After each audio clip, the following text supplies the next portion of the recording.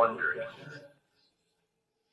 In 1991, Brian Kendall and his young family were tired of living the busy city life. He worked in Baltimore, Maryland. He was a carpenter by trade, but he and his wife, Belinda, had grown up in the country in West Virginia, and they decided to move back there, even though that would mean a multi-hour-long commute for Brian to get back to Baltimore to do work, because he still worked in Baltimore. So Brian and Belinda start looking for places to live in West Virginia, and they find this nice home in Slanesville, West Virginia, which has a population of 182 people last time I checked. The house itself had more of a cabin feel to it. I mean, it was way out in the middle of this forest, no neighbors anywhere. It was a ranch style, so single floor, and basically everywhere you looked was just pure forest. So this cabin is super isolated, but Brian and Belinda had come from a neighborhood that wasn't very safe, and they didn't like sending their kids outside without supervision. Now, living in the middle of nowhere, they could at least let their kids go outside and not really worry about them. So even though it might have been lonely, they felt like it was at least safe. And Brian went out and got a beautiful, friendly black lab dog to come and protect the property, and her name was Coco. They loved Coco. She was very protective of the kids right away, and she blended in with the family immediately. And very quickly, the family really took to living in Slanesville. They loved their new home and their new life. Everything was just going so well at first.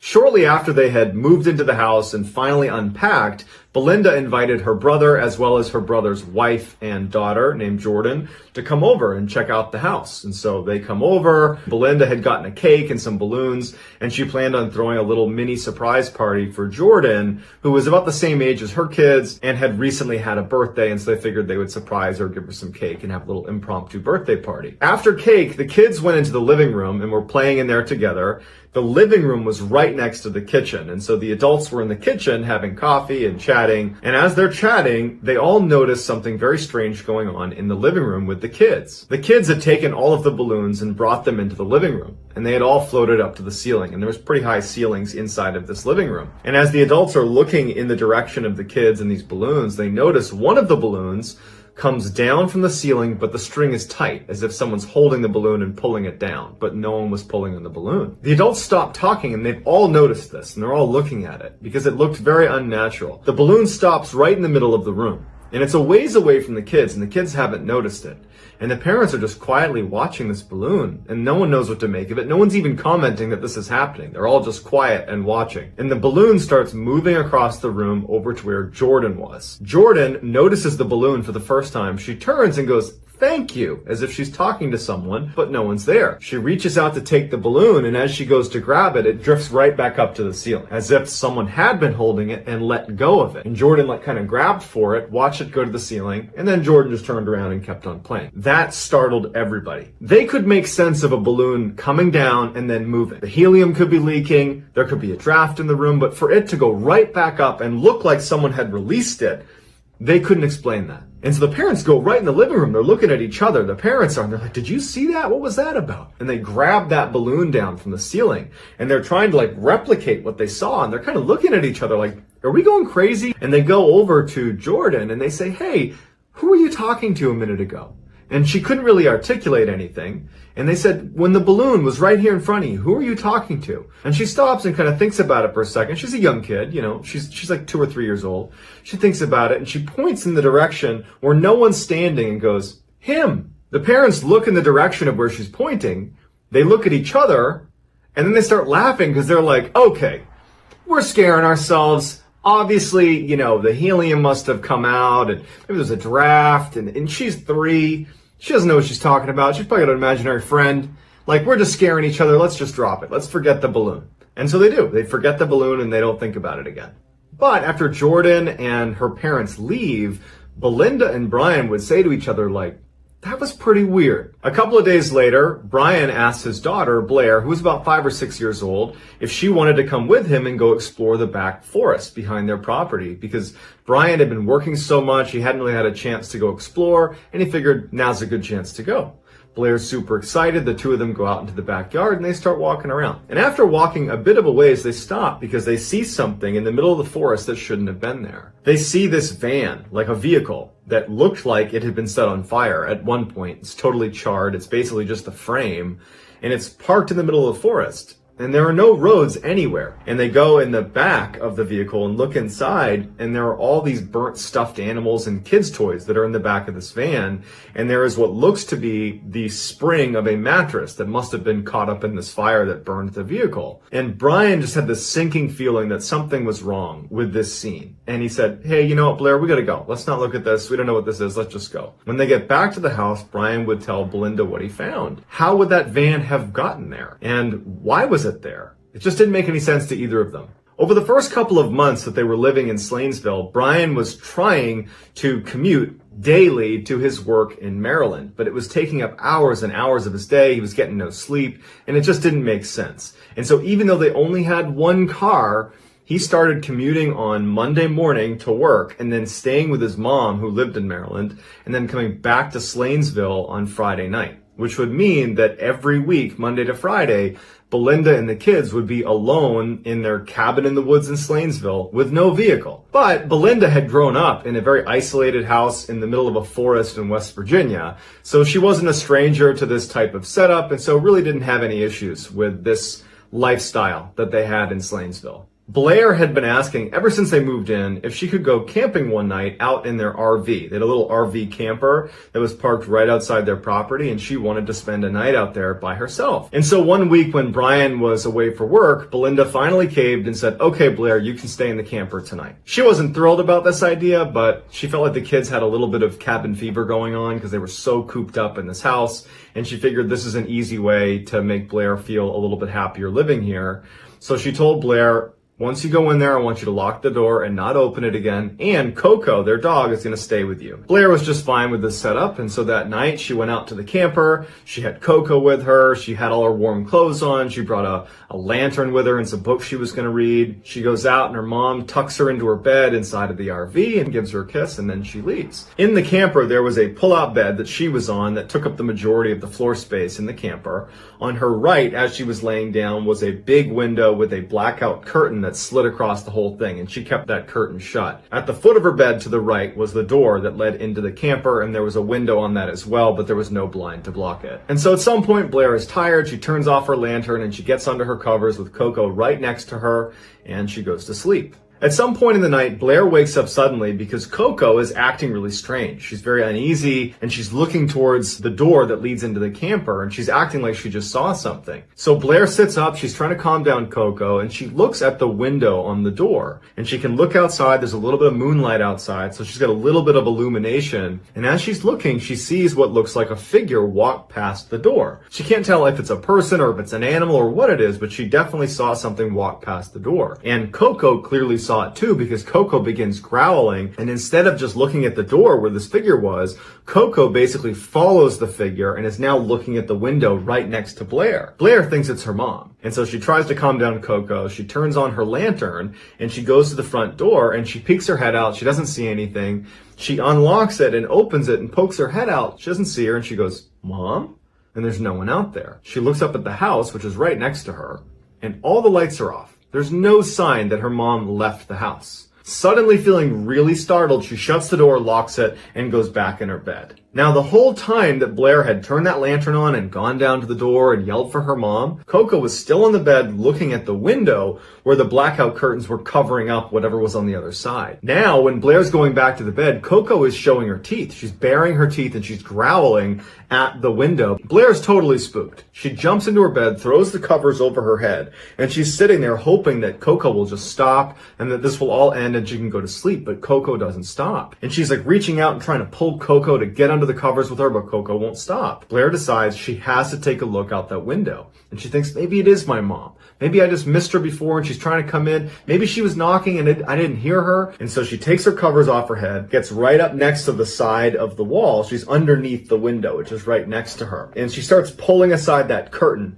And as soon as she's got a view out the window, she sees a dark figure that looks like a man or something standing right outside the glass, looking down into her camper. She's so scared. She drops the curtain and then just gets under her covers. Coco goes right on top of Blair and is standing over Blair, basically protecting her. And at some point, Blair does manage to fall asleep. Meanwhile, on the same night, there was some other drama happening up at the main house. Belinda had put Blair's younger brother, Sean, to bed almost immediately after she tucked in Blair inside of the camper. Sean was 3 years old and he was a great sleeper. She could put him in his bed, say goodnight to him, and she wouldn't see him until the next morning. But that night, Belinda was laying in bed, and Sean multiple times would get out of his bed and come into her bedroom and say he was scared and didn't want to be in his room. Belinda would get up, she'd go back, she'd tuck him back in and say, "You got nothing to worry about, it's just a new house, you're fine, you're safe."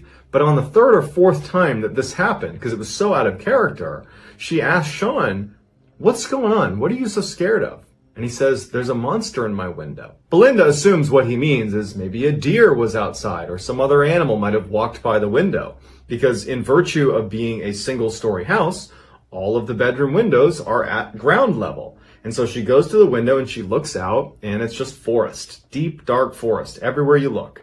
And so she's thinking, okay, maybe a deer walked by the window or a moose or something like that, and that's what he saw. And so she was able to explain to him that, it's just a new house, there's probably some deer that are coming by the window, you got nothing to worry about. And so she was able to finally calm him down and he would go to sleep. The next morning, Blair is relieved to wake up and have sunlight be coming through that little open window on the front door. She and Coco go into the main house. She sits down for breakfast with her mom and with her brother, and Belinda asks her how was camping. And Blair, who was normally a very chatty child, was very quiet about it. And her mom said, "Well, did you have a good time? Like, you gonna tell me anything about it?" And Blair just said, "I don't think I want to go camping again." And she didn't elaborate. She just didn't want to talk about it. And so Belinda didn't ask any more questions, and that was that. That day goes by without incident. And then that night, Belinda gets Sean and Blair to bed in their normal rooms. They're asleep. Belinda goes to her bed and she falls asleep. And she starts to have this very strange dream. In her dream, she wakes up and looks at the foot of her bed and she sees a boy she doesn't recognize. And he's signaling her to come with him. And so in her dream, she gets up out of her bed and she follows him out of her room and she goes out to the front yard, and it's daylight outside. And on her front yard are all these clotheslines strung all over the front yard. And there are these white sheets that are hanging from each of these clotheslines, all in different random directions. And she's trying to find this boy, and she can't find him because all the sheets keep getting in her way. She finally stops because she feels something on her toe. And she looks down, she's barefoot, and on her right big toe is a clothespin that had been pinched onto her toe. And so she reaches down and pulls it off, and that's when she wakes up. And now she's awake in real life. And so she sits up and she's kind of looking around, and she's in that immediate fog following a really vivid dream. And then she realizes that was just a dream, gets back in bed, and she goes to sleep. The next day she gets up, she gets out of her bed, and she begins pulling her blankets up to make her bed. As she's walking around the foot of the bed, she stops because she sees something on the ground. A clothespin. They don't own any clothespins. And so she's sitting there looking at it thinking, how could that have gotten there? What was that dream about? Was I awake? Was I doing something in my sleep? Was I sleepwalking? She can't make sense of it, but it totally freaked her out. That day, Belinda told her sister about this dream with the clothespin and then finding it at the foot of the bed. And her sister's like, "Look, you probably just need a break. You're alone with the kids all the time. You're isolated. Let me come over. I'll watch the kids and you can just go for a walk and do whatever. Just clear your mind." And so Belinda's sister comes over, takes the kids, and Belinda decides that what she's going to do is go explore the woods behind their house. She walks a little ways behind their property and she sees something that really stands out to her. It was a little cemetery, and it was on their property, or at least close to their property. She goes over to it and sees there are 4 small headstones. There's no writing on them, but the size of the headstone themselves, it seemed to indicate that these could have been children. And so she was very unsettled by it and decided that, I'm done with my walk and I'm just going to go back now. A couple of days later, Blair was sleeping in her room when she woke up suddenly for no apparent reason. She sat up, she kind of looked around, and she noticed that the curtains that normally would cover up her window that overlooked her bed were open. And she felt really uneasy by this, especially after that incident in the RV. She liked having those curtains closed. So she gets up to go over and shut this curtain, and she looks out the window and she sees standing in front of the tree line is a dark silhouette of a figure. It looks like a man or some person. And she freezes and she's looking at it, and she can tell that it's moving towards her. And she's looking even closer, and then she can tell it's now running at her. She shuts it, jumps into her bed, and covers herself up. As she's laying there under her covers, not knowing what to do, she hears Coco barking from her mom's room. Belinda wakes up to Coco barking and looks at what she's looking at, and it's the window. So Belinda gets up, she looks out the window, she doesn't see anything, and tells Coco to calm down. She figured, okay, maybe she saw a deer or something. And then just to be a good mom, she checks on her kids. She goes to Sean's room. Sean didn't wake up from the barking. He's asleep in his bed. But when Belinda goes into Blair's room, Blair is hiding under her covers and she's scared of something. And she asks Blair, honey, what's wrong? And Blair finally says that she saw something. She thought it was a person. She didn't know what, but it was running towards the house. And so Belinda's thinking to herself, she just saw an animal. Because that's probably what Sean saw when he thought he saw a monster outside. And I'm sure that's what Coco saw. You know, Coco's going to react to an animal. There's probably some deer that's coming right up to the window and it's scaring my kids, it's scaring my dog. And so Belinda tells Blair, you got nothing to worry about, honey. Go back to sleep. Everything's going to be fine. She calms her down. She puts her to sleep. She double checks on Sean. Sean's still sleeping. And Belinda and Coco go back into Belinda's room and they get in bed and Belinda goes back to sleep. At some point in the night, Belinda's laying with her back to the door and she feels someone tapping on the back of her head. And she's assuming at this point it's got to be Sean or even Blair who've come in there because they're scared again. And reflexively, without even opening her eyes, she says, honey, there's nothing outside. You get nothing to be scared of. Go back to sleep. There's a silence. And then she feels tapping on her head again. Now she opens her eyes and she rolls over to tell one of her two kids that everything's fine, but there's no one there. It startles her because not only is there no one there, but Coco is now on the bed growling in the direction of wherever this tapping was coming from. Immediately, Belinda flips on the light and she's looking around her room and there's nothing. Gets up and she goes into her kids' rooms. They are fast asleep. Just to be sure, she walks around the house, makes sure everything is locked. She gets back in her bed and she's sitting there with Coco and she can't help it. She's scared. Between her kids seeing stuff outside, finding that cemetery, the weird clothespin thing going on, now something feeling like it was tapping her, but no one's in the room with her. She's scared. And in fact, she would say in interviews that this was the first time that she even thought about the word haunted in relationship to what was going on at their house. The next day, Belinda just wanted to get away from the house. So she calls her mom and says, hey, can we use your car for the day to go run some errands? Her mom says, absolutely. Her mom drops the car off and Belinda and the kids load up and they head into town. When they left, they put Coco in her outdoor cage, totally locked and secure. So they head out and they go to this gas station in Slanesville and Belinda gets out, she's fueling up her car and another resident of Slanesville pulls up right next to her and she's filling up her car. And the two women strike up a conversation. At some point in this discussion, the woman asks Belinda where she lives in Slanesville because she's a longtime resident and she didn't recognize Belinda. Belinda describes where she lives and the woman who's familiar with the area says, well, do you know the story of your property? And Belinda's like, no. She's like, well, years and years ago, there was a really bad fire. I think it was right near your property that a whole family died in. And Belinda says, you know what? I actually found a small cemetery a little ways back on our property, but that's what it is. As Belinda is driving away and she's thinking about this story she's been told, she has this sense of relief that now she has some closure on why there's that cemetery on her property. And she couldn't help but think, if her house is haunted, which she had only recently considered, maybe it's not such a bad thing to have it be this family that's doing the haunting. It didn't feel evil, it just felt kind of sad, and she was empathetic for this lost family. When they got back from running those errands, Coco was gone.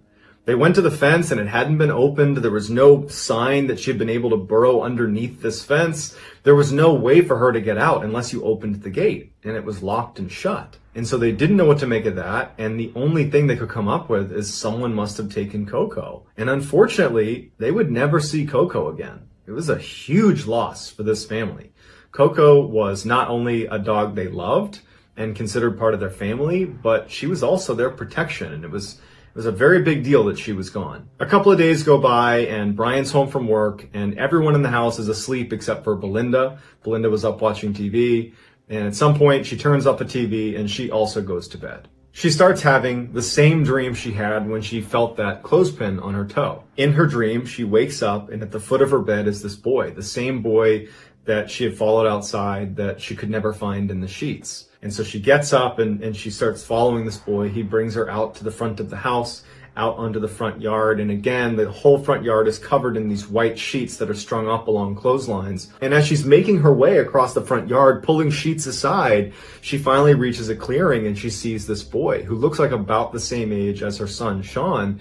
And this boy looks terrified, and she's looking at him, and the boy is kind of looking to his left. And then from behind one of the sheets next to the boy walks this dark figure that stands right next to him and looks up at her. And it's an expressionless, dark figure. It almost looks like a man. And it starts walking up the lane of sheets towards her. She falls over backwards, and she wakes up. And when she wakes up in real life, she hears screaming coming from her own son's room. She and Brian jump up out of bed and run into Sean's room. He's laying on the ground with his arm cocked to the side. It's clearly been broken. And he's screaming and guarding his arm. And Belinda's over him saying, "What happened? What happened?" And the boy just says, "The monster came in the window." They don't know what to make of this. They're not sure if that means an intruder came in or what, but they have to get him to the hospital. They scoop him up, they grab Blair, and they get in the car and they leave. They get Sean to the hospital, and sure enough, he's got a very bad break in his arm, and he needs to stay at the hospital for a couple of days. Now, this happened on a Sunday night, and so Brian had to go back to Maryland the next day for work, so their car was gone.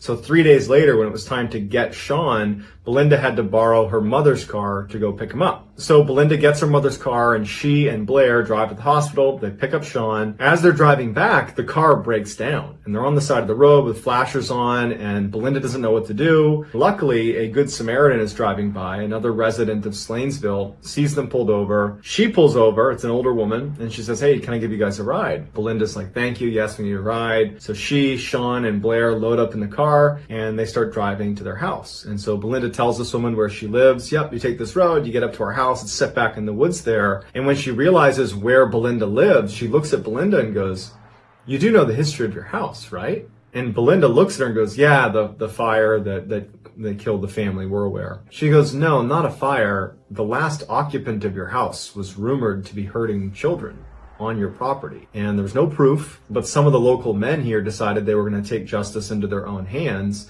and they convinced this guy to go hunting with them. And they brought him out in the woods behind his house, and they ambushed him, and his body's never been found. It's rumored there's a van somewhere in the woods near your house where they put him inside of it, shut the doors, and lit it on fire." Belinda's in shock hearing this, because now, if her house is haunted, which she's believing it is, it's not some nice family that was sadly lost in a fire.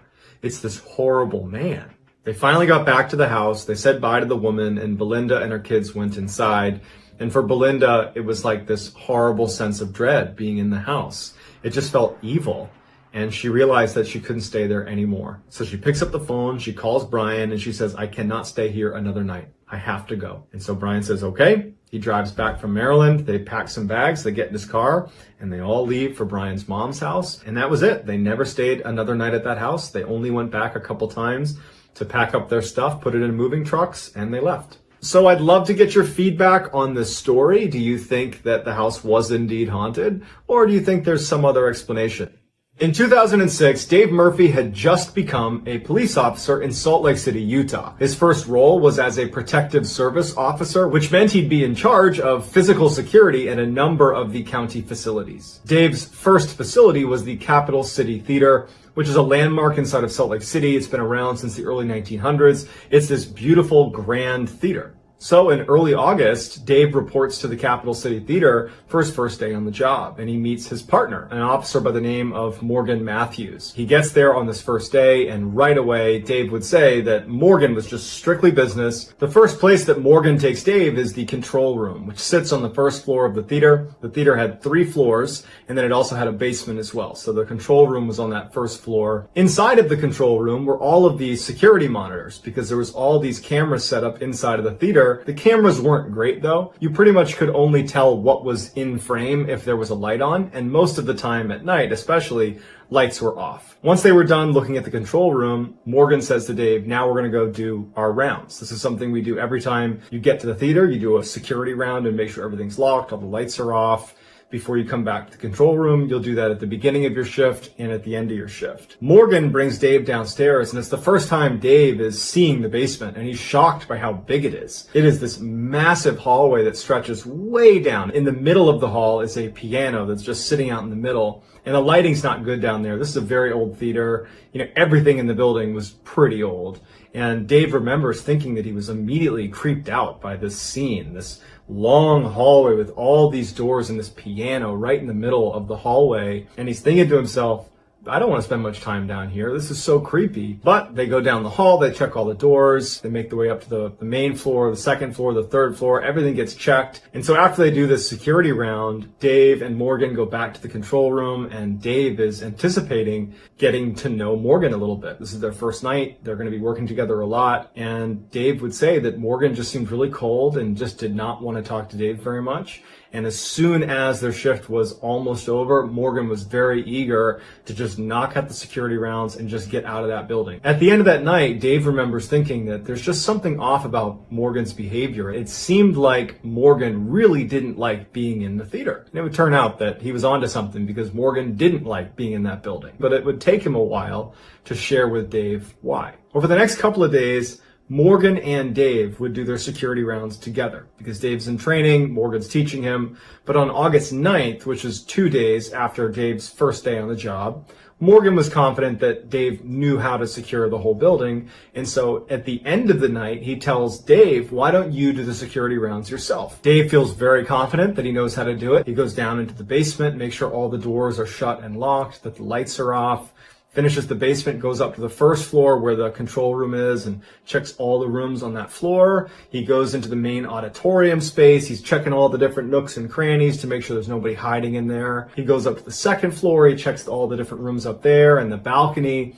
makes his way up to the third floor where there's all the offices of staff that work at the theater. At the end of the search, the last room he would check was the rehearsal room. And it was the only room where there was no door to it. So you'd poke your head in, kind of look around, make sure no one was in there, and then you would leave, and that's the end of your check. So Dave gets to the rehearsal room, he flips the light on, and he looks inside, doesn't see anybody, is satisfied that no one's in there, turns the light off, and as he's about to turn back into the hallway, he hears a door slam with tremendous force right across the hallway from where he was, and it was the bathroom door. And his first reaction is someone just ran out of the bathroom. Someone who had snuck into the building must have run out of the bathroom, and they're making a break for it to get out of the theater before I catch them. And so he instinctively picks up his radio and he calls to Morgan and says, someone's on the third floor. But when Morgan looks at the camera, he doesn't see anybody. At this point, Dave's drawn his weapon, and he's looking down the hall. He doesn't see anybody. And as he's waiting for Morgan to come upstairs to back him up so they can go look for this person that's just ran down the hall, he realizes two things. One, just because he heard the door slam doesn't mean they left and slammed it. They could be in the bathroom. And so he's thinking to himself, someone could be in the bathroom right now. Maybe that's why we didn't see him on the camera. And then the second thing he thought of is that door, the bathroom door, can't slam. It's got this huge hydraulic hinge to it. It can't slam. So his gun is drawn and he's aiming it at the bathroom door right as Morgan comes up on his right. Morgan draws his pistol. He's got it on the door as well. And they make entry into the bathroom. They clear all the different spaces in the bathroom and no one's in there. And there's no way to get out of there. Morgan and Dave are like, okay, well, they must not have come in here. They must have run out of the bathroom. They're somewhere in the theater. And so they decide they're going to search the entire building and find this person that clearly was just in the bathroom, and that's how they slammed the door. We're not going to worry about how they slammed the door with the hydraulic hinge. We just know it was slammed somehow. So they leave the bathroom, guns still drawn, and they start making their way down the hall. They're checking all the doors. Everything is locked. When they start making their way downstairs to the second floor, Dave recognizes through the door, because there's a door leading onto the second floor, he can see that the lights are on, and he had turned them off. And so as they're walking down the stairs, he says to Morgan, hey, did you turn the lights on the second floor? And Morgan's like, no. And so they think that whoever was here, whoever was in the bathroom is on the second floor. They must have turned the lights on. They go into the second floor, and not only are the lights on, but all the doors on the second floor had been opened. They search the entire second floor. They search every single room. No one's on the second floor. They turn off the lights, they shut all the doors, everything's locked. When they went down to the first floor, everything was the way it should have been, locked, lights off, nothing down there. And they go down to the basement, and even though it was creepy being down there because they've now searched the whole building and they're anticipating coming in contact with whoever is here, assuming they haven't left the building yet, and there's no one down there. They decided to review the footage from the third floor to see if they could pick up someone running in the hall around the time that door slammed, but the camera was not trained on the bathroom door. So you just have this view down the hall. You can't see the bathroom specifically, not to mention the hallway is dark and the cameras are terrible without light. And so all they're able to see is the light go on in the rehearsal room while Dave is doing his last check in there.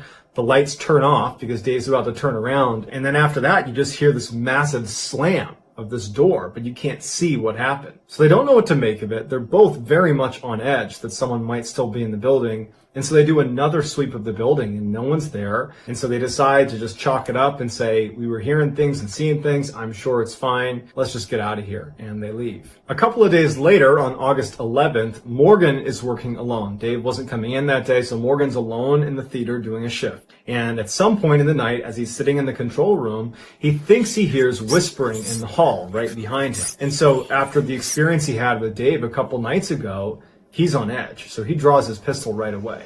And so he goes out into the hallway, and immediately when he steps into the hall, the whispering seems to go farther and farther away from him down the hall. So he gets out there, he's looking around, he can't see anything. He makes his way down the hallway towards the stairs that go down into the basement, or if he wanted to go up to the second floor. And when he gets to the top of the stairwell, he's, gun drawn, looking down, looking up. He hears what sounds like coughing coming from the basement. And at this point, Morgan said that he was actually pretty scared. I mean, imagine being alone in this theater. Just a couple of days earlier, you've had this weird experience with slamming doors and doors being opened and lights going on that somebody else, another police officer, witnessed with you. You're alone in this theater and you're hearing coughing coming from the basement after hearing voices behind you.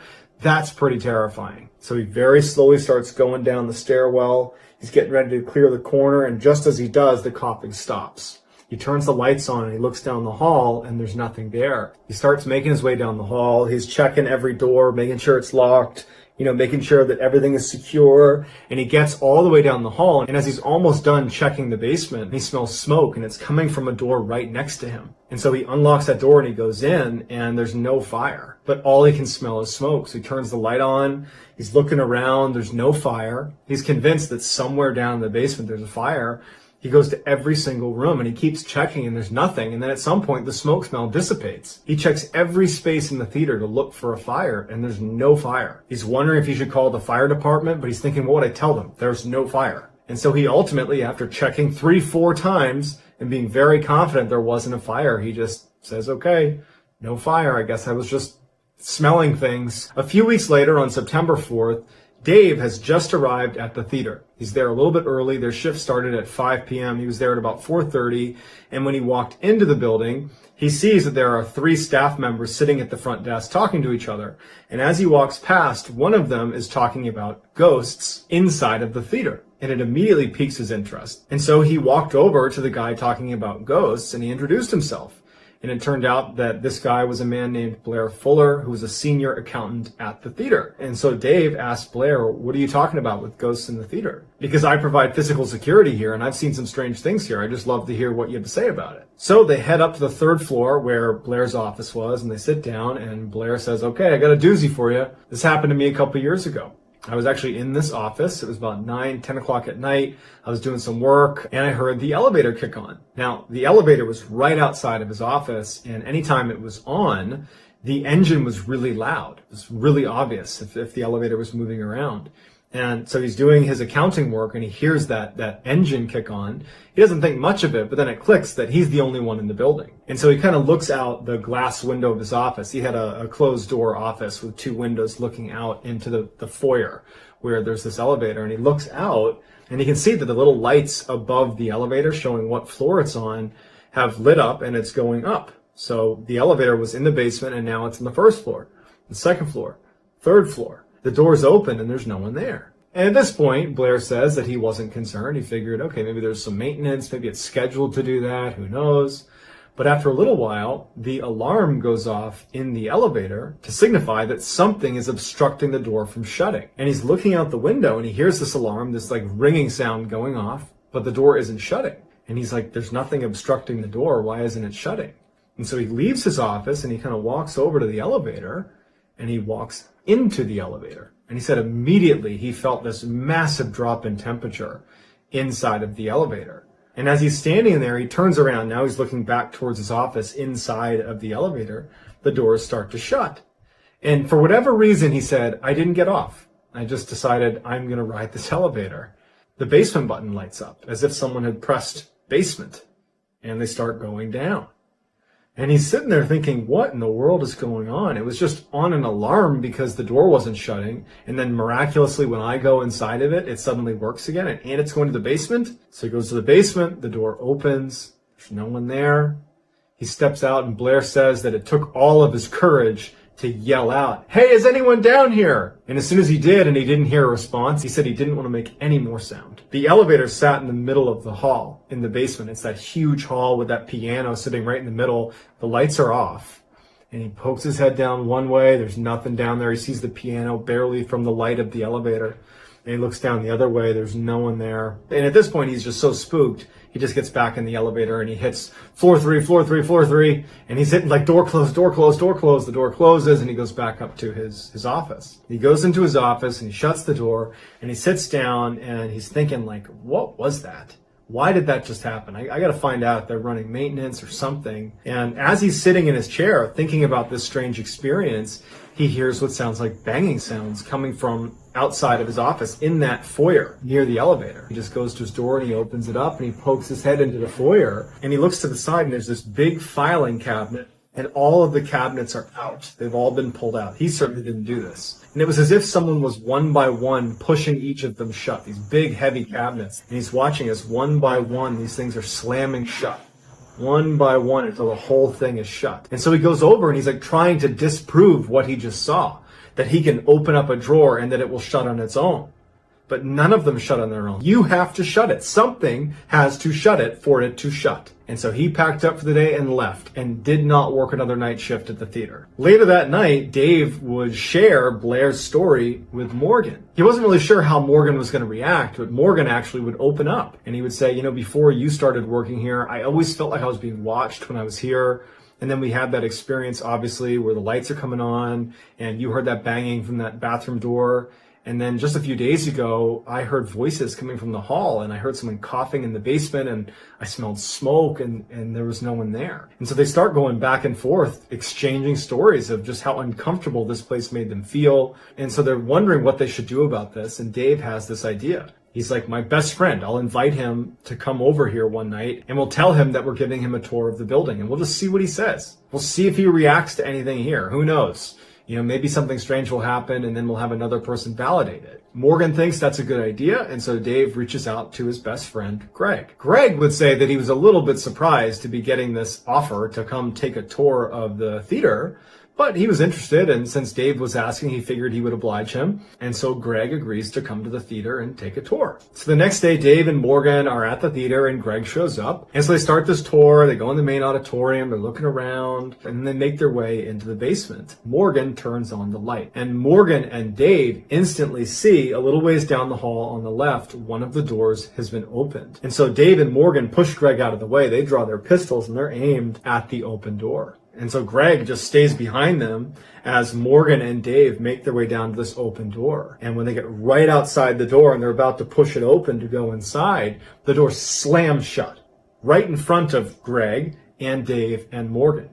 And they all are looking at each other like, what's going on? But before they can do anything, the door handle starts rattling really aggressively. After the rattling stops, Dave and Morgan look at each other and they nod their head like, we got to go in there. Greg is scared about being out in the hall alone, and so he just follows them in. And so the three of them go into this room. Dave and Morgan are, pistols drawn. It's a small room. There's no one in there. Light switch on, no one in there. Greg suddenly gasps and he points to the corner and he says, someone's sitting in the corner. And Dave and Morgan immediately train their guns on what's in the corner, but no one's there. And Greg's like, I just saw someone sitting in the corner. It looked like he had a hood on, he had like a sweatshirt on, I don't know, but he was right there. And so Dave and Morgan, they're freaked out because they brought Greg here on some level to disprove the strangeness. And now the three of them have seen a door slam that shouldn't have been open in the first place. Greg's claiming to have seen a figure sitting in the corner. This scared the crap out of all three of them. They quickly left, locked, shut off the lights, went upstairs. Greg's like, I'm out of here. Greg leaves. And Dave and Morgan are like, now what? So at this point, all the strangeness that was happening in the theater was getting reported, but it was being reported in a way that Dave and Morgan didn't seem like they were referencing something haunted, but rather someone was breaking in. Ultimately, the county installed new cameras inside of the theater. These updated cameras had infrared technology, which allowed them to see better when the lights were off. They were hoping that this would allow them to catch whoever was breaking in practically every time Dave and Morgan are on shift. So on the day that it was installed, September 15th, Morgan is working there alone. And he's sitting in the control room looking at the different cameras, and he's kind of playing around with the different screens and seeing what each of the cameras can do. And at some point, something catches his eye in one of the screens. In the main auditorium, it appeared like someone might be sitting in one of the seats, but the camera was zoomed back enough that he couldn't get a clear picture. And he didn't know what was normal in any of these cameras because this is the first time he's looking at any of these screens. And so he's looking at the camera really closely, and he thinks he sees someone, he can't really tell, that has a hood on or a shroud on that's just sitting in the middle of the theater. And it starts turning its head like this. And he can see clear as day a set of eyes. And before Morgan has a chance to do it, it just starts raising into the ceiling and disappears. Morgan didn't even check to see what it was. He was done. He literally quit that day. That was his last day at the theater. A couple of weeks after Morgan has quit and Dave is working alone at the theater, he's in the control room, and all of a sudden he hears a piano playing. And there's only one piano in the entire theater, and it's sitting in the basement. It's his job to protect this place, so he knows he has to go down and check because it could be some hooligan in the building somewhere. So he leaves the control room, and as he starts walking over to the stairs with his gun drawn, the music is getting louder and louder. The piano is getting louder and louder and louder. He makes his way down the steps, and as he's about to turn the corner, he hears the guard that protects the keys on the piano slam shut, and the piano stops. Then he turns around the corner and he looks, and there's no one down there. He flips on the light.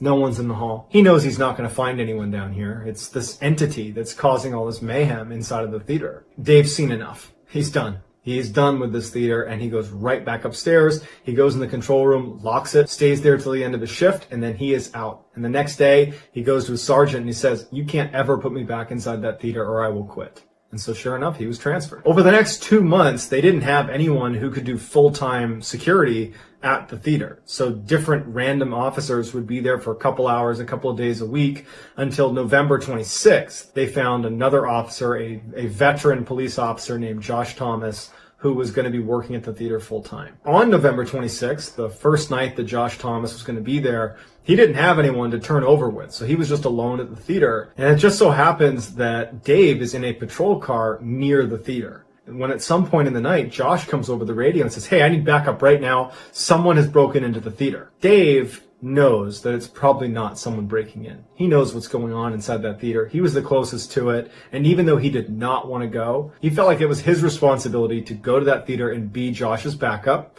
And if it was what Dave thought it would be, this entity in the theater, that he would be able to explain to him what he had seen before he ultimately decided never to go back. And when Dave gets to the theater, there's this back door that they would go into, and he sees Josh is standing just outside the theater. And Dave would say that Josh's eyes were, like saucers. He looked terrified. And so Dave has an inkling of what's going on, and he goes over to Josh and he's like, "What's going on? Is someone still in there?" He said that he had been doing security rounds, and he had heard what sounded like voices when he was in the basement, and he didn't think much of it. He checked all the rooms, everything was shut. And when he made his way up to the third floor, he saw that the elevator had kicked on. It was in the basement, and suddenly the light was on, and it was whirring up to the third floor. And when the elevator opened up, there was no one there. And he's standing there looking at it, and he looks inside, there's no one there, and then the alarm goes off. That's when he called in for backup. Dave says, "Look, let's just go search the building, we'll do it together." They clear the whole theater, no one's there. And before Dave leaves, they go into the main auditorium where the stage is, and they're just standing on the stage chatting with each other. And Dave, his back is to where the audience would be. And Josh is facing Dave, facing towards the seats. Josh just suddenly stopped. Mid-sentence, he's just frozen and looking just beyond Dave's shoulder. And Dave goes, "What?"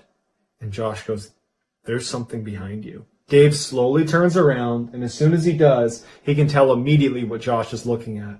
Standing in the very back of the theater away from them is a man standing in the corner with its hands by its sides. Its back is to them, and it's looking down with a hood over its head. Dave turns his whole body around to look at this thing right as this thing turns around real quick and looks directly at them. It has these deep, dark, sunken eyes, and its face looks like it had been very badly burned, like it was black and charred.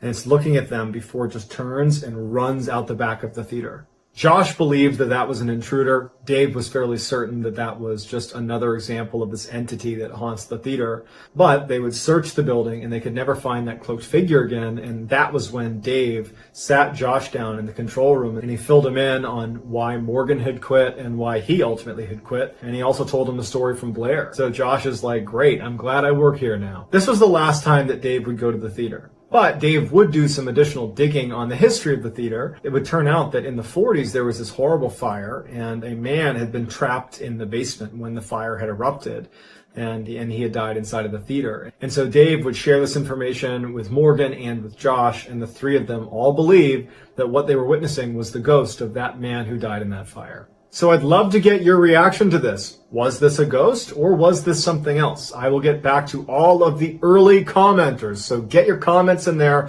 give me your theories, and I'll get back to all of the early commenters. If you enjoyed this story and you haven't already done this, please place the like button's feet in cement and then throw them into the ocean. Also subscribe to this channel and turn on all notifications so you don't miss any of my weekly 3, 4, even 5 video uploads. If you have a story suggestion for this channel, it can be your personal story or just a suggested story, please submit it on our subreddit. It's just called Mr. Ballin. It's linked in the description below. I read that subreddit every day, so I promise I will get to your submission if you put it on there. And a 1979 New York Times article described her story as being, quote, one of the Western world's most intriguing and convincing cases of reincarnation. I myself am not a huge believer in reincarnation, mostly because any of the stories I've heard, there's no modern day corroboration of fact.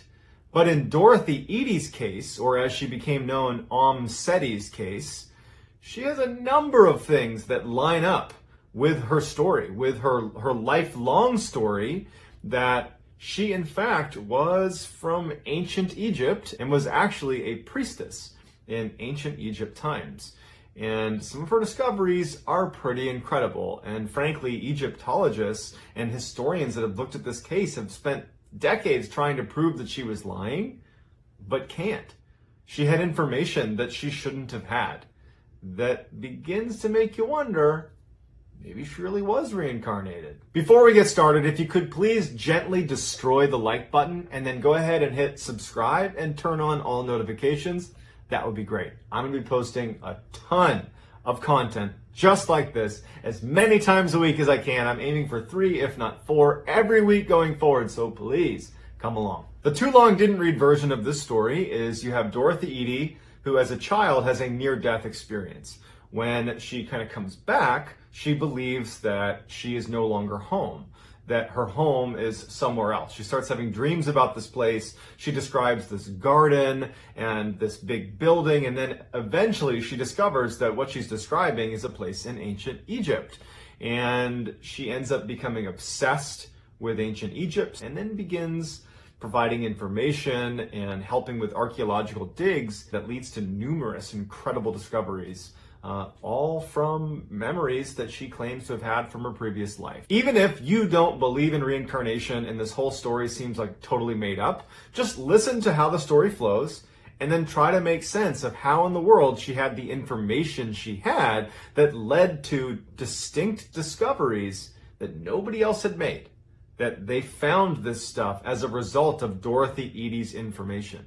How do we reconcile that? It's not impossible, but no one's been able to do it yet. So let's see what you think. Dorothy Eady was born into a lower middle-class family in London in 1904. She was an only child, and she was absolutely adored by her parents. Now, unfortunately, when she was 3 years old, she fell down a flight of stairs in her home and was unconscious. They called the doctor, and the doctor shows up and says she's actually dead. As the parents are talking to the doctor, after about an hour, Dorothy gets up and goes into her bedroom and is like playing on her bed. And the parents come in with the doctor and they can't make any sense of it. And in fact, the parents were furious at the doctor for pronouncing her dead because they're like, obviously she wasn't. If she's just fine now, like, who are you? What kind of doctor are you?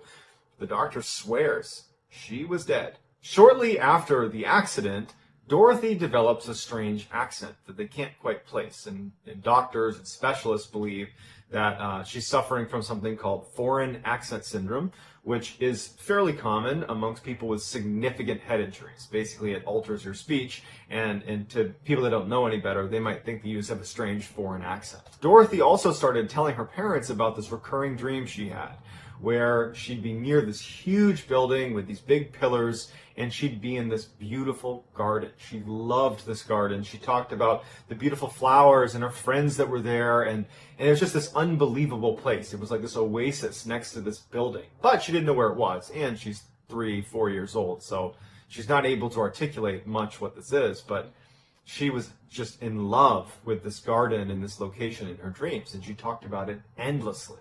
Dorothy's mother would find her daughter on her bed either before she went to sleep or when she woke up crying because Dorothy longed to actually be in this place in her dreams, which she started calling home.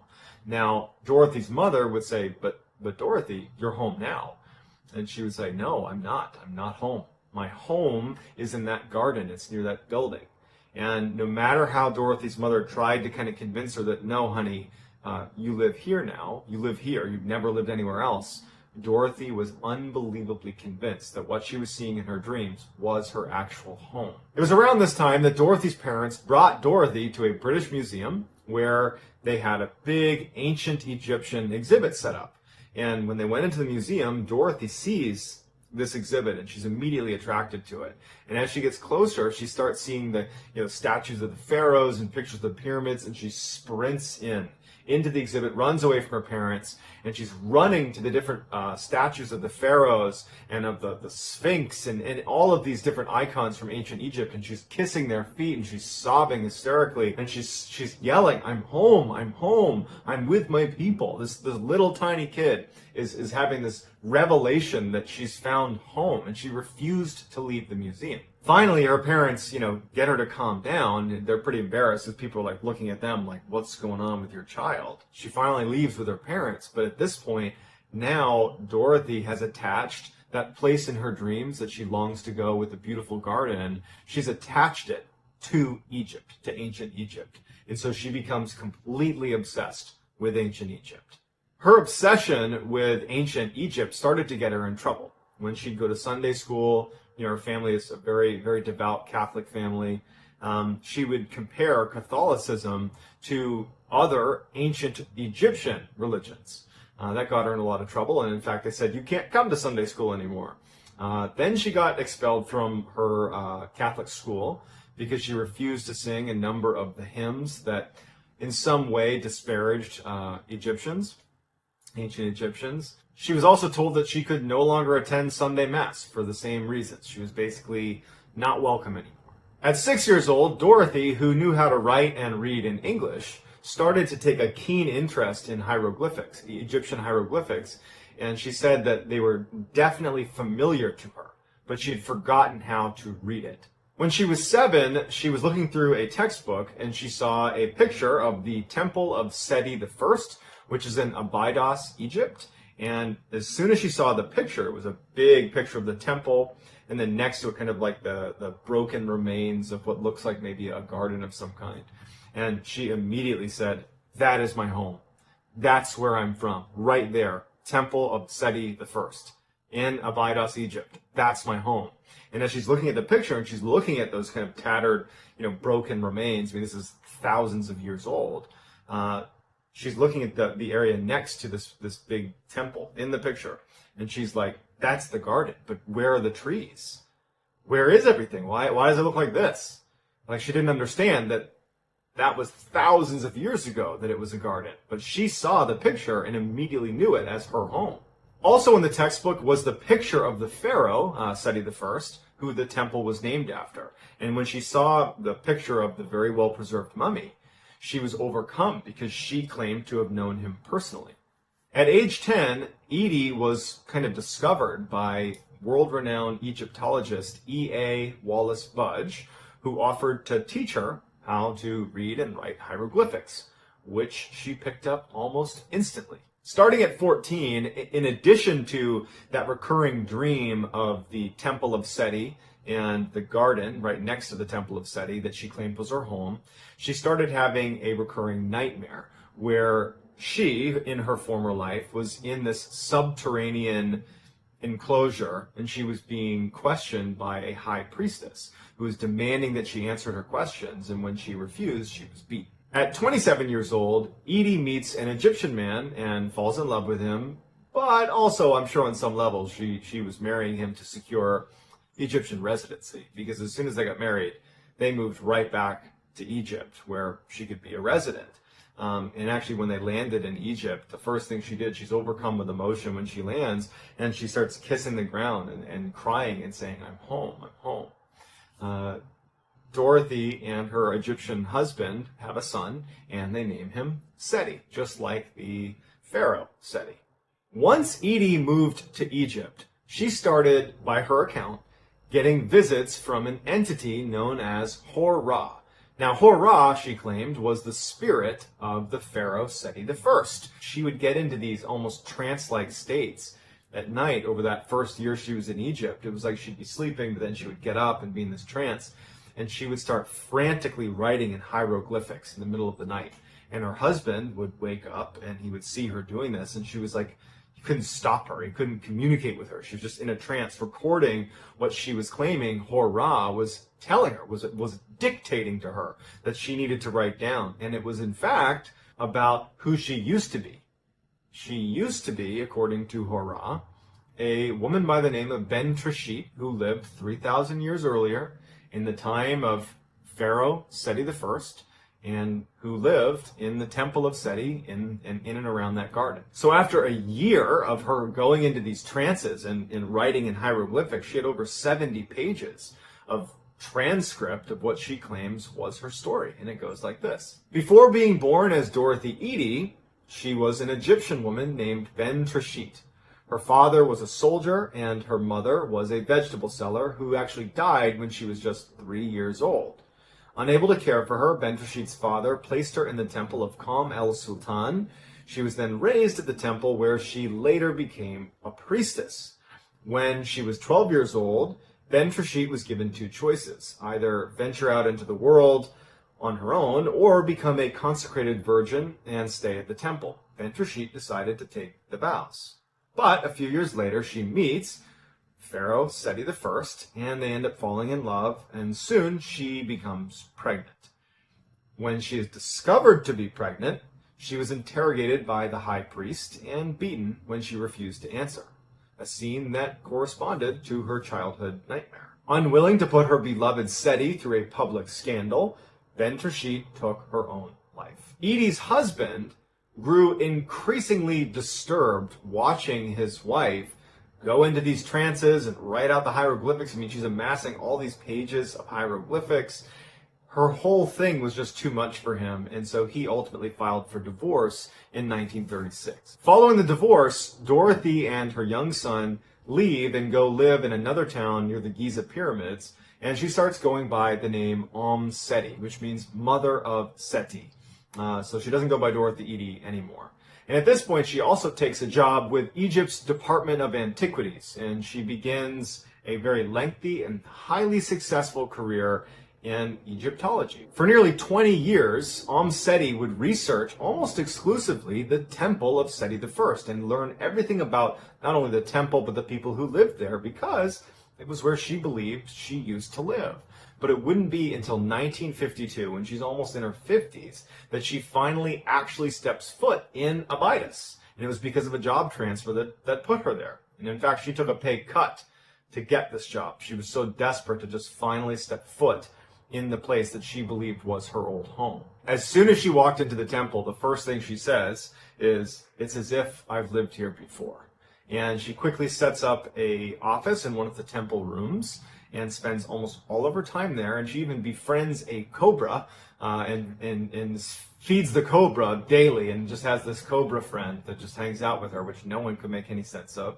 Lots of rumors swirled around whether this woman was sane, but because her contributions to Egyptology were so pronounced and so useful, that she was very highly regarded. But of all of her accomplishments, of all of the things that she did, the thing that she is most known for is when she was able, as soon as she got to the temple of Seti I, identify exactly where the garden was. For Seti, she'd been having dreams of this garden her whole life.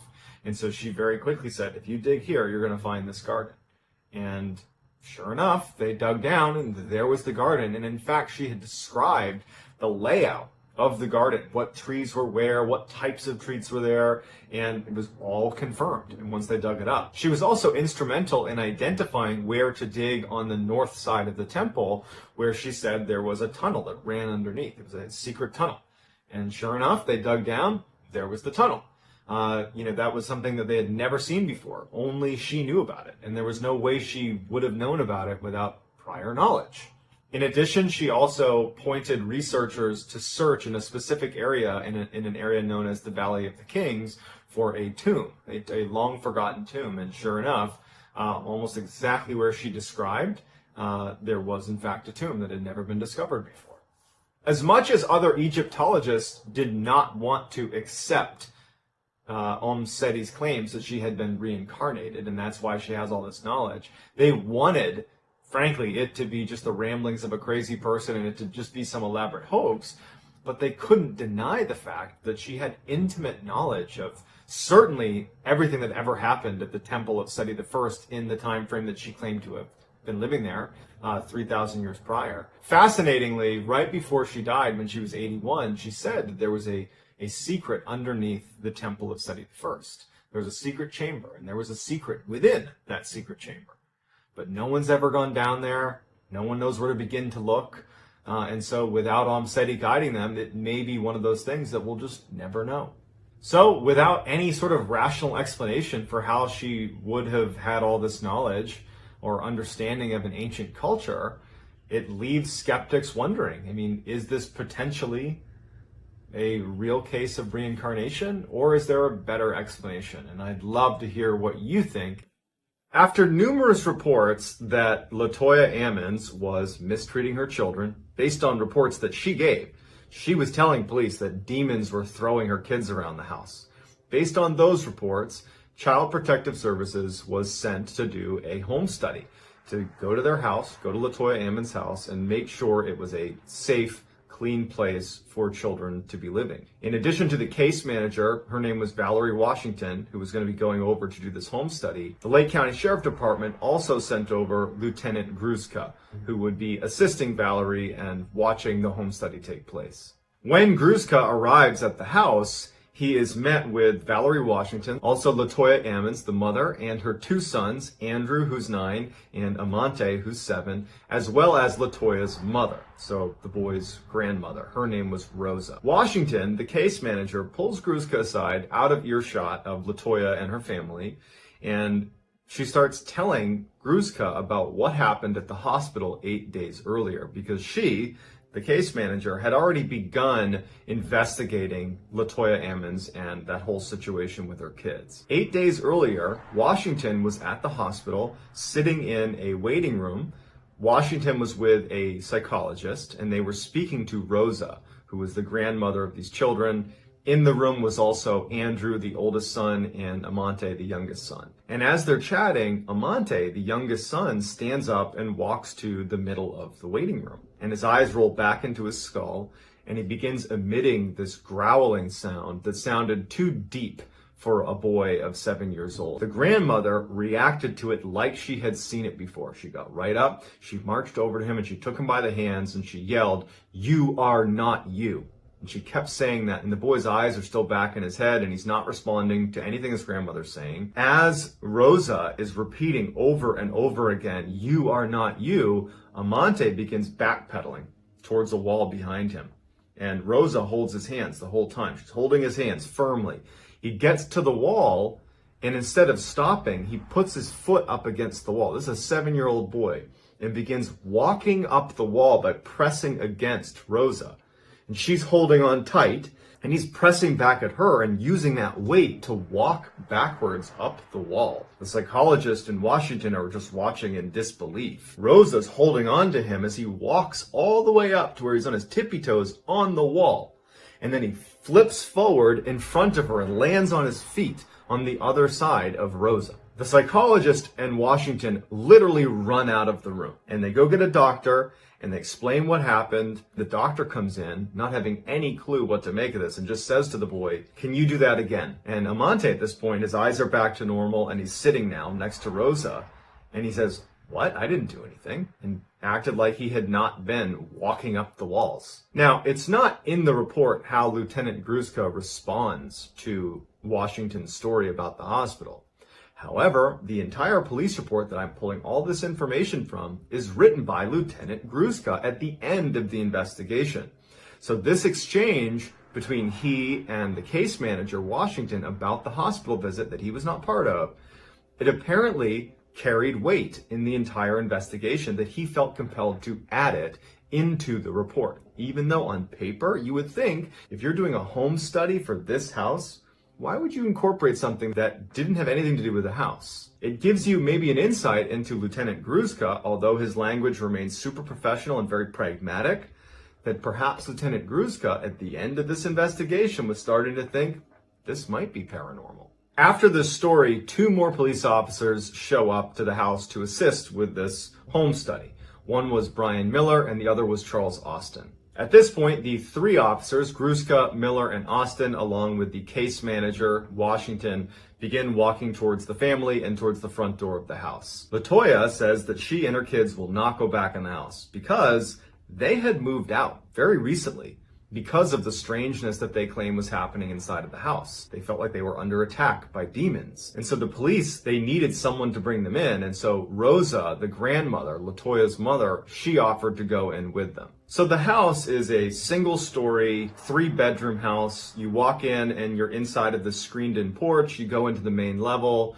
There's a few bedrooms, and then there's a stairwell that leads down into the basement. And so they go in, and Lieutenant Gruszka is in charge of taking pictures and recording audio the whole time they're in the house. They were not aware that they had already moved out. So it's a bit of an awkward home study because they're not even living there anymore. But either way, they're going to do their job. They're walking around, taking pictures of each of the bedrooms. There's 3 bedrooms, there's a kitchen, basic stuff upstairs. And then they go downstairs to the basement. Now, the basement was where LaToya and her family claimed the majority of the paranormal activity was taking place. The steps leading down to the basement were wood. They went down into the basement. The basement floor was concrete and the walls were concrete blocks. As they go down, Lieutenant Gruszka would notice that there were candles that had been placed all over the basement floor that had burned down to their wick. There was also an altar and a nativity scene that had been placed near the underside of the stairs. And so when Gruszka goes over to take pictures of the altar and the nativity scene, he recognizes that under the stairs, near where those 2 things are placed, it's all dirt. The concrete that made up the floor of the basement had been broken away, and there was jagged pieces of concrete where there should have been a continuous flow of concrete underneath the steps. It had been snapped up and broken away. It was gone. When Rosa was questioned about the strangeness of the basement with all the candles and the altar, she just said that there's a presence down here, and that's all she was able to articulate. The other officers and the case manager and Rosa, they go back upstairs, and Lieutenant Gruszka and Charles Austin, the other officer, they stay in the basement and take a few extra pictures, a couple more underneath the stairs, and just of the candles before they ultimately go upstairs as well. When Gruszka comes upstairs, Rosa's waiting for him, and she's about to turn the light off leading down into the basement, and she asks him, "Did you get any pictures underneath the stairs?" And he said, yeah, I did. I stayed down there and I took some more pictures. She looks at him and she says, "Sometimes at night when we're sleeping on the main floor, we'll hear commotion in the basement. It sounds like maybe someone bumping on the underside of the stairs. And then you hear footsteps walking up the wood steps. And whatever it is stops on the other side of the door leading into the main floor, and it will stay there for hours. And we're too scared to open the door to look." Gruszka goes back to his office and he immediately uploads the pictures that he took with a focus on the ones he took in the basement. And he finds that there is a couple pictures he took under the stairs, that in the right-hand corner of the picture, just behind one of the steps, it's partially obscured, is a white mist or a white cloud. And he zooms in on it and he brings in other officers and they look at it. And if you zoom in close enough, it looks like a man's face. As they're zoomed in on this mist underneath the stairs, they can see, only because they've zoomed in, that there appears to be a faint green mist on the left side of the picture. Appears to be a woman's face. Gruszka and Austin, who were the only two in the basement at the time of these pictures taken, swear they did not see a white or green mist under the stairs when they took pictures. Gruszka, again, it doesn't say in the report how he's feeling, but you can imagine he's starting to feel a little bit uneasy about what he's witnessing. Gruszka just goes to his audio recording. And so he fast forwards to the section where he and Austin are alone in the basement taking these additional photos. And you can clearly hear on the recording Gruszka and Austin talking to each other as they're taking these pictures. And at some point, as they're taking these pictures of the basement, a third voice, not Austin, not Gruszka, say directly into the audio recorder, "Hey." The audio recorder was one that Gruszka was used to using, and it had never malfunctioned before. And he and Austin were the only ones down there. And so they couldn't explain where the third voice was coming from, and neither could any of the other officers who listened to it. On April 30th, Gruszka set up a meeting with Latoya Ammon's priest, who she was very close with. They were regular churchgoers. This priest, his name was Father Maginot, he had been at the Ammon's residence 5 days before this home visit was done, when Latoya Ammons and her family was still living in that residence. And so Gruszka went to interview him to get a sense of what it was like when they were still living there. Father Maginot said he was there because Latoya had reached out and said, "I don't know what to do," because she's claiming there are demons here. And while they're sitting in the living room on the main floor, Father Maginot is telling Gruszka that the bathroom light started flickering on and off. And so it was distracting enough that ultimately Father Maginot got up and walked over to the bathroom, and as soon as he went inside, the flickering stopped. And then he'd go back down and sit down, and it would start again. Repeatedly, Father Maginot would get up when it was flickering, he would go in and it would stop, he'd come back and it would start flickering again. So while this is happening and Father Maginot is going back and forth to the bathroom trying to figure out why the light is flickering, Latoya points out that a liquid is forming on one of the window blinds in the room that they were all sitting in. There was this oily liquid substance that was just kind of trickling down the window blinds. And Father Maginot walks over and looks at it. They're all looking at it, and there's no leak in the ceiling. There's no source for this liquid, and it hadn't been there before. At least that's what Latoya Ammons and her family is saying, that that's not from us. We don't know what that is. As they're looking at this oily substance on the blinds, the cord that controls the blind itself starts swaying back and forth.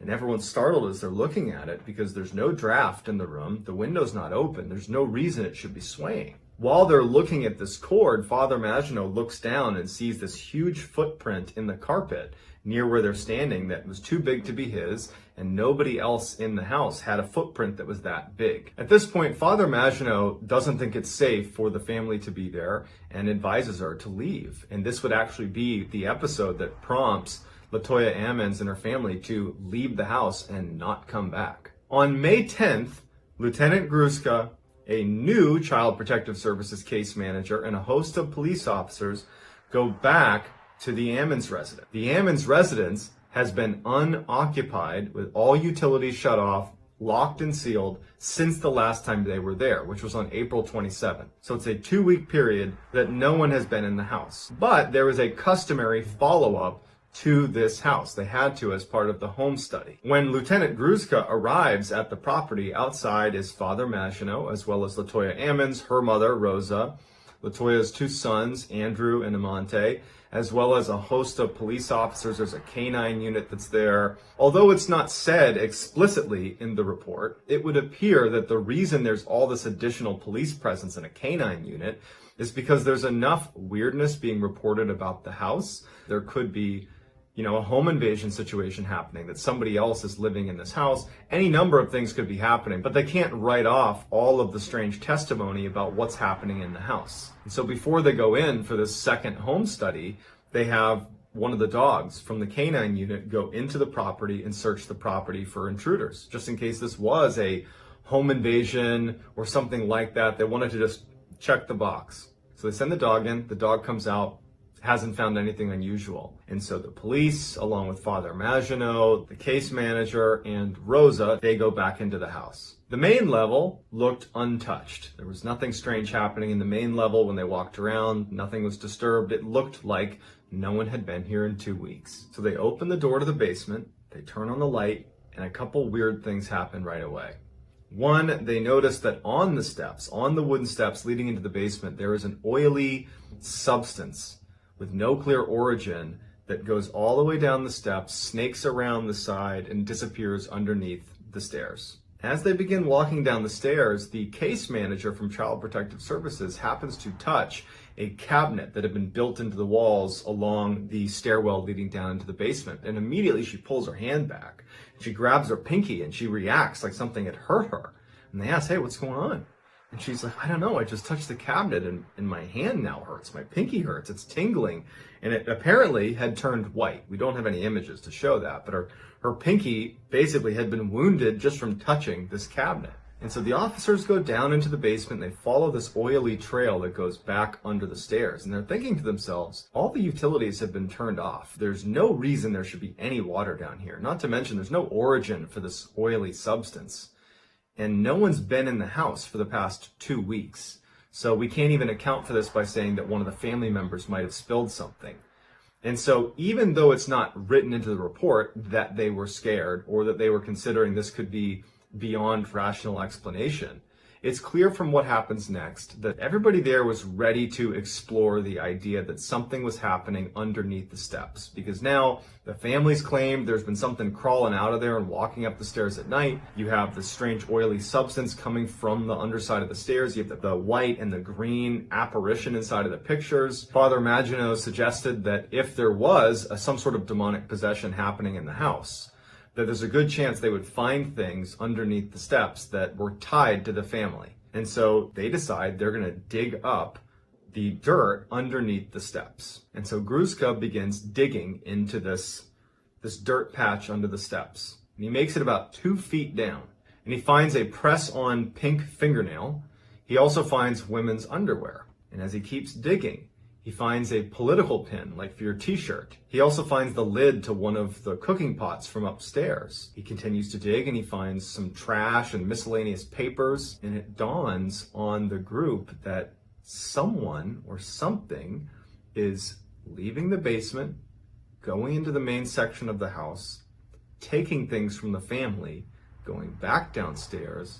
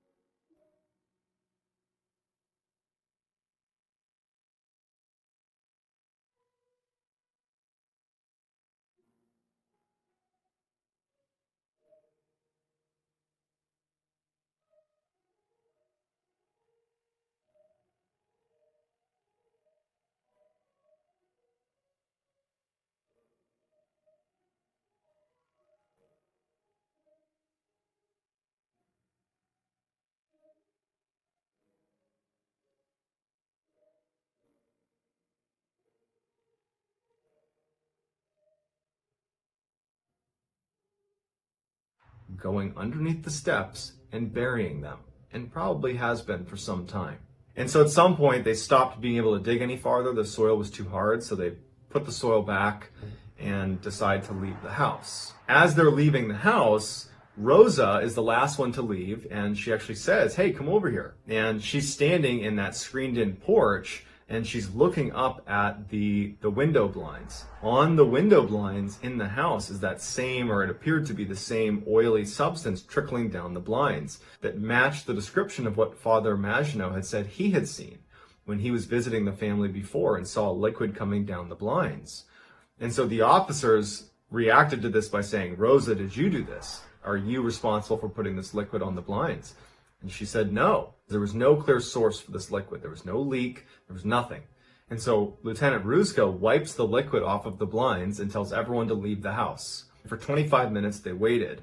And then they went back inside to see if there was going to be liquid there, and there was. And Father Maginot would say that after that first time he was there and he saw the liquid dripping down, he did some research, and it's very common over the history of time that if there's any sort of demonic possession in a house, that liquids will ooze from different areas in the house. And it's this oily substance that matches the description of what they just saw. At this point, Lieutenant Gruska and the police tell everyone to vacate the premise, they lock it up, and they leave.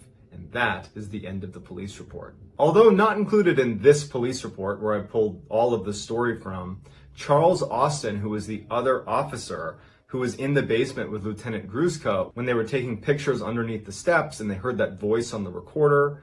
Well, Charles Austin actually worked for another police department, the Hammond Police Department, and he took some pictures of the outside of this house during the time that no one was staying at the house. And one of the official police pictures shows a shadowy figure standing in the screened-in porch of this house right near where that liquid was dripping down the blinds. In 2014, Zach Bagans, who's a popular paranormal investigator, he hosts the show Ghost Adventures, he purchased the Demon House and filmed a documentary that he called The Demon House, and you can check that out for yourself, and he demolished the house in 2016. So I'd love to get your opinion on this story, because I told it based on information that was available in official police documentation. Now, that doesn't mean that it was paranormal, that this house was haunted, that there were demons there, but it at least makes you wonder what was really happening in that house. If you enjoyed this story, then please, if you would, kindly take the like button out for a nice seafood dinner and then never call it again, and then subscribe to my channel and turn on all notifications so you don't miss any of my weekly 3 to 4, even 5 video uploads that sound an awful lot like what you just